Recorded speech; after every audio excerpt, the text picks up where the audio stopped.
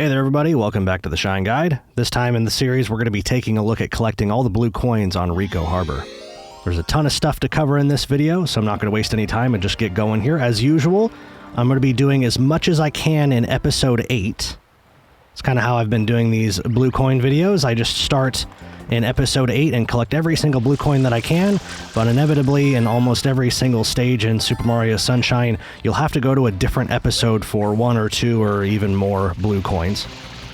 But luckily, as usual, we will be able to collect the vast majority of them in episode 8. So the first one there was on the side of that boathouse there, and then doing some fancy jumping, we were able to get up on top, and there was an M symbol for us up there for us to wash off, collecting our second blue coin here in Ricco Harbor.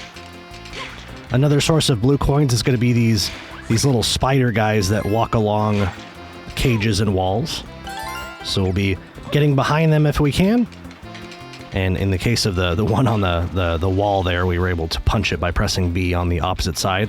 This one here, we'll hit him with the ground pound while we're above him, spawning us blue coin number 4.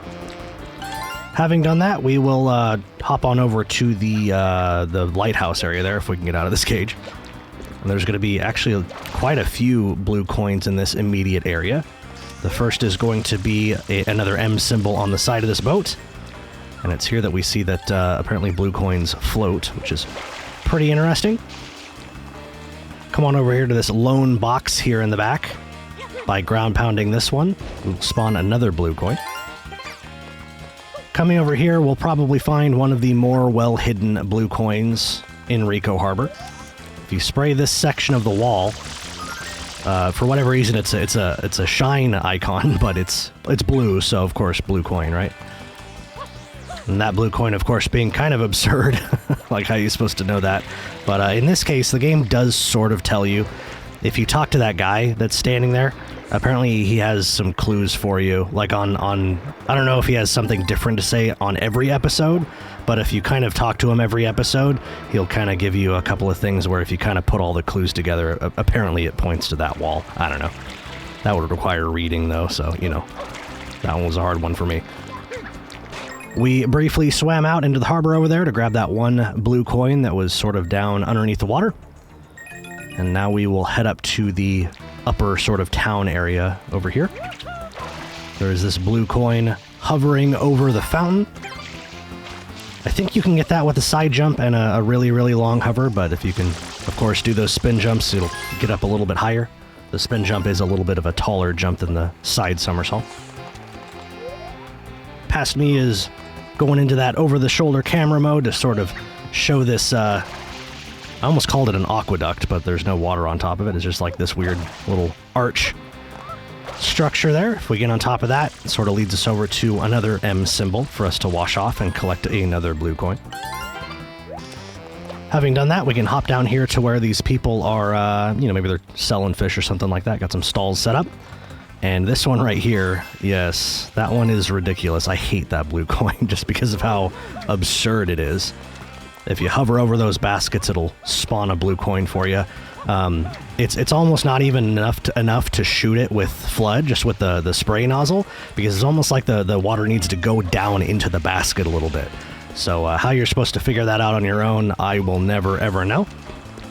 But anyway, moving on. I'm going to come back over here and collect the turbo nozzle. I think this is the first time we've used this in our series. And I'm going to use this. There's a pair of X's here. There's one on the lighthouse and then one up in the up near the town square up there.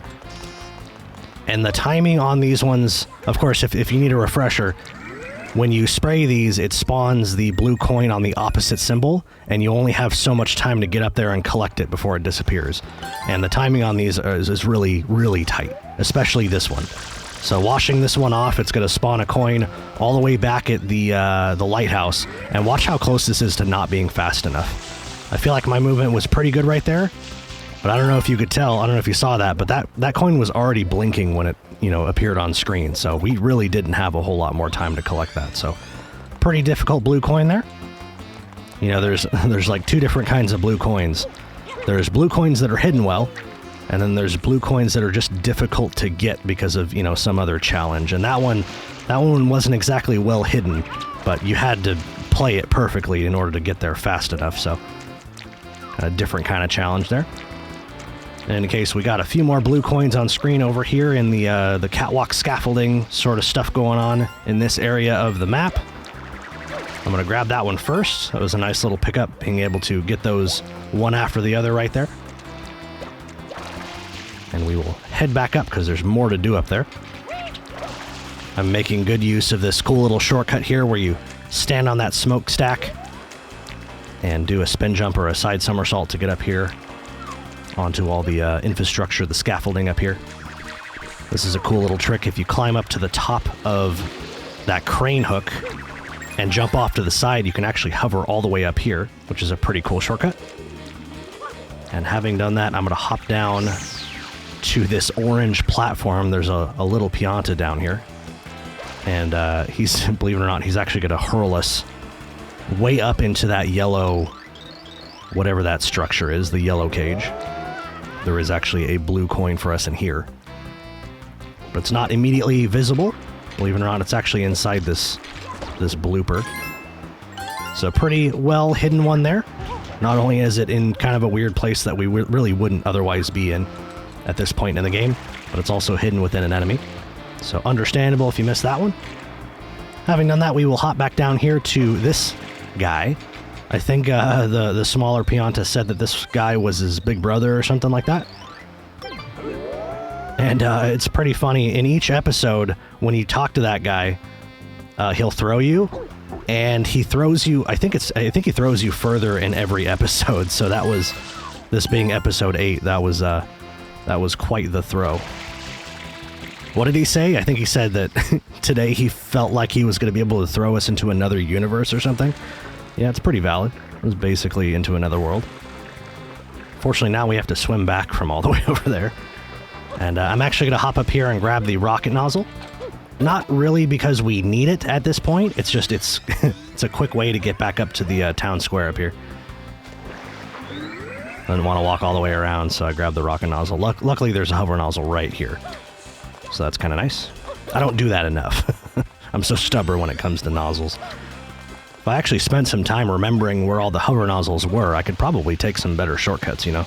Anyway, though, it's time to spawn Yoshi, or hatch Yoshi. So I'm going to be coming over here and doing the fruit spawning thing in this stage. We've done this far too many times. It was sort of cool the first time, but I'm kind of sick of it now. But if you're just joining us, you'll see me sort of spray the fruit out from underneath the outlet of that pipe, just because when you get the durian to spawn, if there's a pile of fruit there, sometimes it can bounce off of the other fruits in a weird way and literally go falling into the water, which is very frustrating. Oh, and yeah, and then sometimes the fruits don't spawn. I forget if we've seen that in any of the Shine videos yet so far, but yeah, sometimes the fruits will just refuse to spawn. I'm not really sure if it's because like too many fruits have been spawned and you have to wait for, you know, other fruits to expire or what. But be persistent there. Keep ground pounding those things until you get the durian that you need. And this is kind of why we needed to go through with this. We need to be eating some butterflies and apparently accidentally talking to that NPC. So that was one reason why we needed Yoshi there. Luckily, we didn't have to go too far for those butterflies. They were pretty much right next to his egg there. But then this one right here, I actually kind of appreciate this blue coin. So the other two spider guys, I don't know the name of those guys, when you killed them, they gave you blue coins. And there was a third one there, and, you know, if you kind of decided that, hey, every single one of those guys spawns blue coins, you might stop and try to think, like, how in the world am I supposed to kill this guy? He's not in a cage and I can't get behind that wall. Well, if you eat him with Yoshi, you can kill him that way. And he does, yes, he does in fact spawn a blue coin for you. So, I don't know, that one I kind of liked. So luckily that was all we needed Yoshi for, so we'll just go ahead and leave him there. Oh, and this is very funny. I don't know if you saw it, it kind of happened fast, but that rocket nozzle flew way, way down onto another roof over there, and I didn't see it. I think I saw it like fly upwards, but it just like never came down. And on these longer shines, I have notes, and I think I may have been glancing at my notes. So I saw it fly away, and I was waiting for it to like come back down, and it just never happened. What I didn't realize is it flew to a different building. I have no idea. That's like the only nozzle in the game that does something weird like that I can think of, where it doesn't land right next to you. Instead, it just goes somewhere else. I don't know. It doesn't make any sense to me, but I thought that was a bug. I was 100% convinced that the nozzle just flew into another universe, and I wasn't able to grab it.